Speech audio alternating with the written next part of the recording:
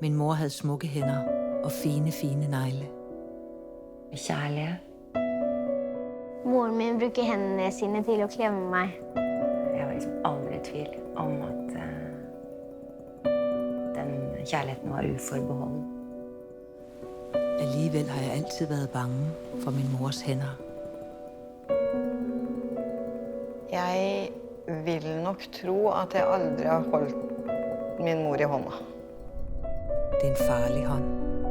Jeg rykker lidt væk, for hvem ved, hvornår den slår igen. Jeg rykker nærmere, for hvem ved, måske vil den kærtegne og stryge mig på ryggen. Ingen selvtillid og ingen ro, angst. Dørhåndtaget fra at gå ned lige pludselig.